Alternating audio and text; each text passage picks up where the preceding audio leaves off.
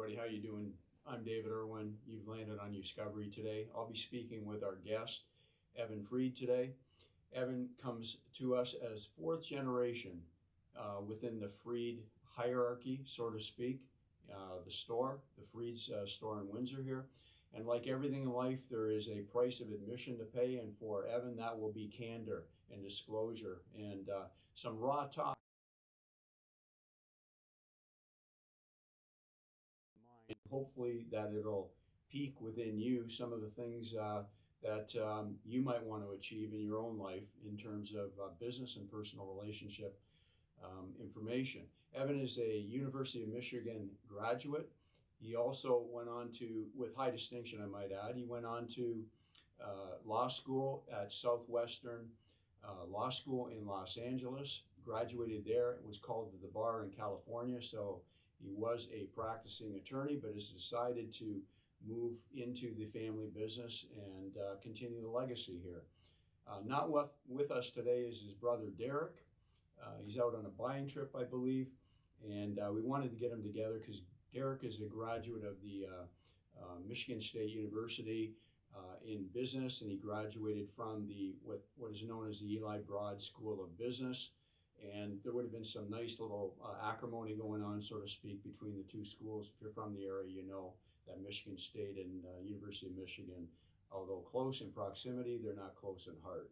There's a real rivalry that goes on between them. So anyways, with that said, I'd like to welcome Evan. David. Hi, Evan. Great to be here. Yeah. Looking forward to talking Freeds, talking history, talking business with you. Excellent. So I want to talk a little bit about your grandfather, Gerald Freed, and what that relationship was like with respect to perhaps personally as well as business, and how that was integrated or how that played out.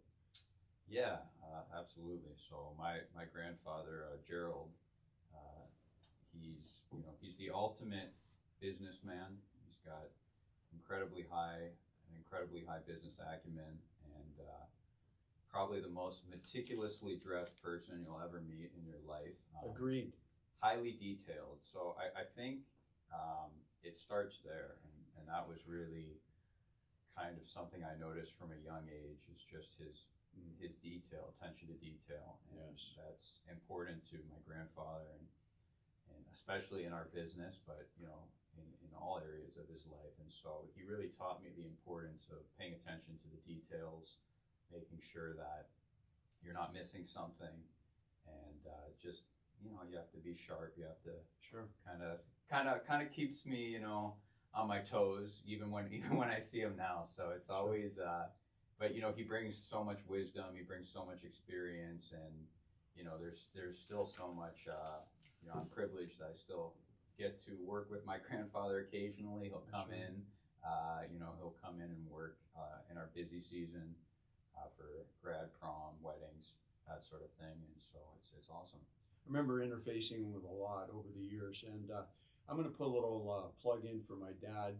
Posthumously passed away in 2009, but he was good friends with your grandfather, and my dad dressed extremely well too, and your grandfather would talk about the wardrobes my dad put together and everything, and he was of the same ilk, same generation, basically a little bit older, but where the dress was very much a personal expression of everything they were, and to this day, they would with your grandfather, obviously comment on fashion and being in the business, but you're right, he had his own personal style, and my dad did too, and he was noted for that, and people even say that today.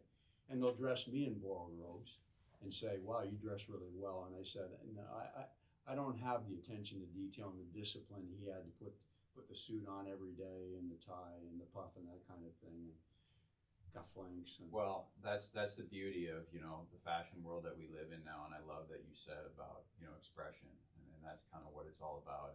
And I think that's one thing I didn't necessarily understand growing up with my grandfather, is he has a very particular kind of set fashion that he goes to, and it's phenomenal. It's exceptional. But as a young man, you don't really always understand it in certain contexts. And coming into the business, that's something that has been really that's what's great about fashion. You dress in a way that makes sense to you, and there really is kind of an artistry to it, and Sure. it should be about expression. You look great in the double-breasted jacket we got there for you. That's right. Yeah. That's one of your issues for sure. Yeah. So. But it's how you put it together for sure. Absolutely.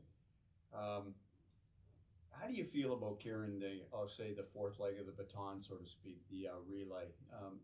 What kind of feelings does that engender with you? So many feelings. I think like that's the immediate reaction there.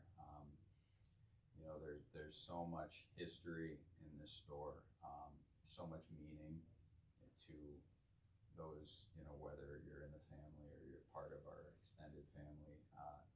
It holds a lot of importance to, the people that are here. Yeah.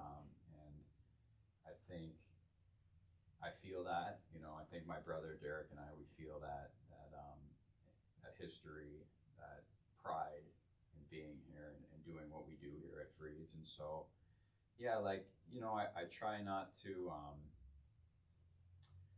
you don't want to put too much pressure on yourself because it's just not productive, but it's definitely something that you keep, in the back of your mind. And just, I think that really creates a sense of drive, and a lot of that's natural too, but you just, with it meaning so much to everyone and meaning so much to, Derek and myself, it can feel like a lot, but it's exciting too, and there's this kind of a special, unique quality to it, that I get being here and being a part of it.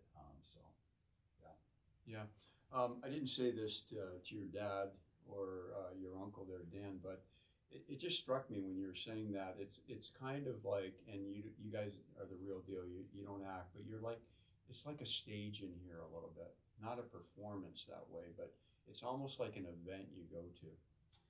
Yeah, it can be, and it's actually an aspect of it that I personally love.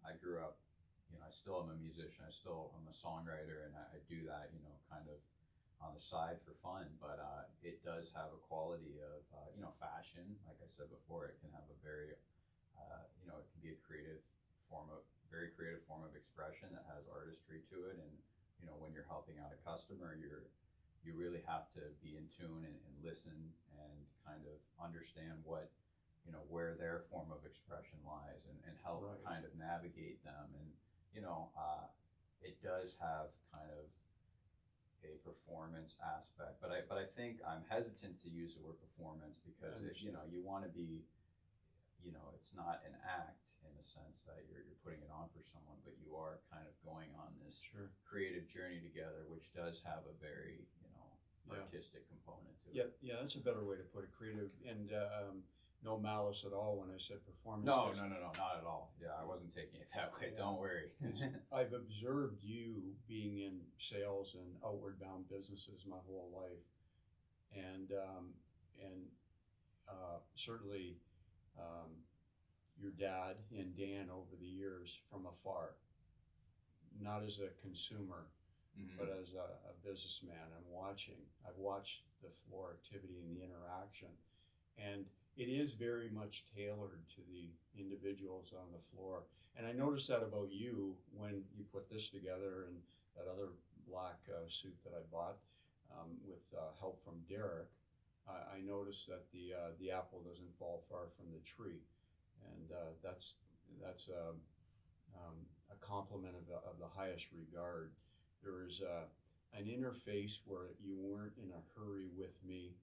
You were really trying to size me up, not in terms of how the suit would fit, but who is this guy type of thing. And I want to get to know him.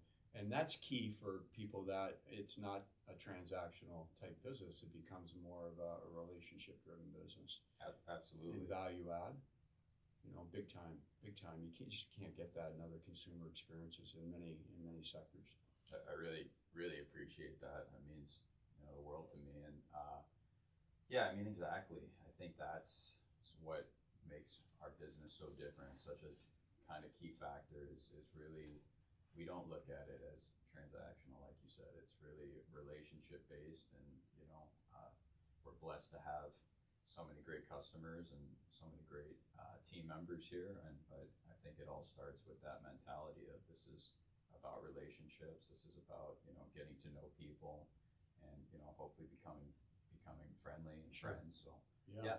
Yeah, absolutely. I feel that here 100%. What do you think the previous generations, other than the startup aspect for your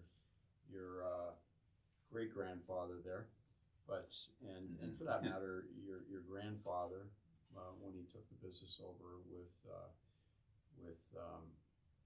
Mr. Oram there, Al Oram, is it? Orman, yeah, Orman, yeah, Orman. I said that before. That's it. yeah. It's all good. It's like, even for me, like, I have to, like, because there's so many, and it's amazing. Like, that's what's cool, right? There's so many different, like, it's like my great grandfather, and there's that story, and then there's Yeah. Gerald and Alan and their story, and then my father and Dan. So yeah, I mean, when I think back, obviously, with my grandfather, I probably know a little bit more about my father and Dan's, just kind of growing up and being around that more and understanding it more. But obviously, my grandfather and Alan did incredible things, and building the store, and just kind of helping it start to get a good reputation.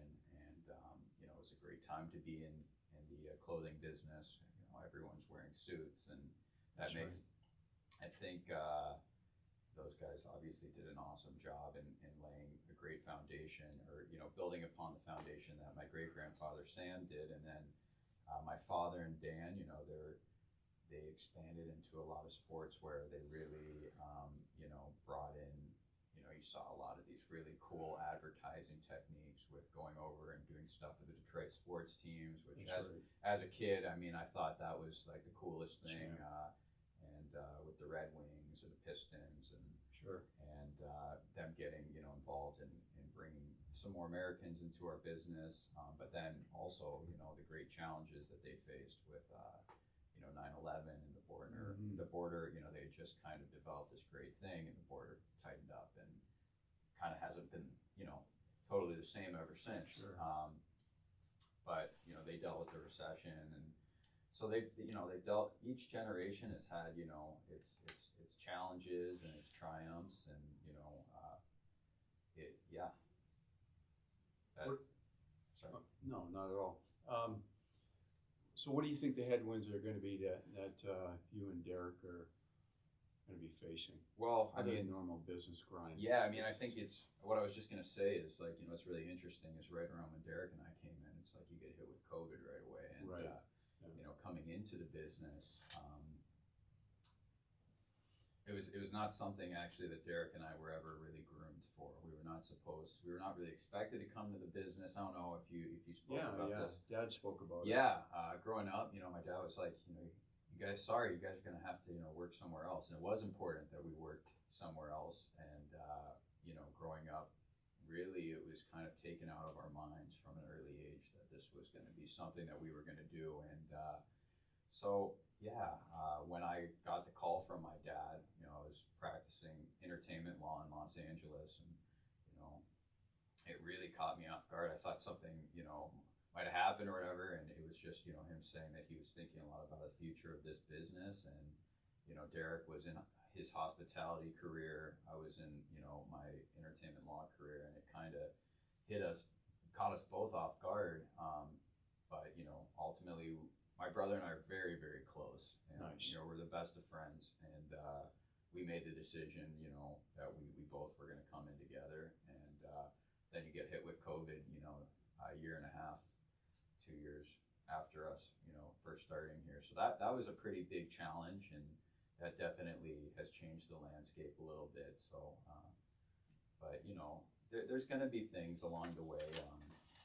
Just the way the consumer is buying has changed, especially with COVID. That's one thing that really happened, is there was an acceleration of suppliers going direct to customers, and us being a retailer, that can be a challenge. So yeah, there's certainly challenges for sure. Yeah. You got a great foundation, though. So what does Evan's future vision of the future look like? Oh man, Well, it could be a variety. Yeah, of visions, there's but so much. different silos. And I think with me, like, what you just said about the foundation, like it starts with kind of like the recipe that we've kind of created, and I think that what sets us apart is our service and our attention to detail, like what I was saying earlier with my Right. grandfather, and just taking that unique approach and really trying to listen and be with the customer and understand what they're looking for and how they want to be represented. And so I think like that honestly it's the most important thing, and you start there, but then obviously in terms of the future, you have to look at modernizing things. You have to, we've gone digital a lot more, but that's something that's going to continue to happen. And just you take kind of each thing one at a time, and just hopefully we'll be here for a long time to Sure. come. Yeah, you can't digitize a relationship no matter what. No. You can maybe spice it up a little bit on the edges, but the core, it's never going to be replaced by anything but the belly-to-belly experience. No question about it. What about a plug for your music? Let's cut you some space. Sure. Yeah. Because I know nothing about it. Well, I haven't released anything new really since I came back from Los Angeles, but I'm on pretty much every platform. I'm on Spotify, I'm on Apple Music, YouTube. It's Under just your name? under my name, Evan Freed. I got a couple Sweet. little side bands, but nothing that's out quite yet, but I'm working on that. My friend and I have a band called Cans of Water. It might be out by the time you listen to this, but yeah, and then Sweet. my other friend and I have a band that doesn't have a name yet, so lots of different things. What's the Cans of Water genre like? Oh, it's so all over the place. Is it? It's like, it's kind of like the flight. I don't know if you're familiar with Flight of the Conchords. It's got like a comedic aspect to it, but it Okay. also has elements of like, the Beatles and, Nice. I like that. folk music, modern folk music. So a little comedic aspect, kind of all over the place. Sweet. That's Yeah. great. Yeah.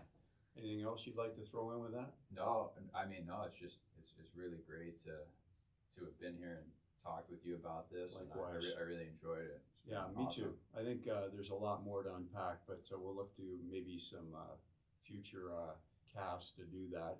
Yeah. You want to do it again? It'd be cool to have Derek here and Yeah, I'd like talk to- about all that. That'd be awesome. Yeah, I'd like you guys to do it together, right? Yeah, that'd be a lot of fun. Yeah, and one other thing, with respect to your grandfather and Al Orman, he was a super classy guy too, and we never really mentioned him in all this and in the other interviews. And I purpose to do that, but he was just such an elegant individual and dressed to the nines as well. Just killer, man. I loved his style. And that look between him and your grandfather, they had like right out of Hollywood in the heyday look to me. Mhm. I don't know if you feel that way, but they were just something else, and class act. Yeah, such a great yin and yang between those two guys, and such great partners. And what I remember of my Uncle Al is just he had this really big smile, just magnetic personality, and just great guy to be around. Tan skin. Yeah, I remember that. Dark hair. Yeah, Yeah. Clark Gable look. yeah. So He was something else. awesome guy, and I think my grandfather and him, they were a great team. Just like my dad and Dan, and now me and my brother get to be the next team up, so it's cool. Absolutely. So That's great. Yeah, So I'd like to have you back. You're in? I'm in. All Let's do right. it. Thanks very much, Evan. Yeah, Super. Wonderful. thanks.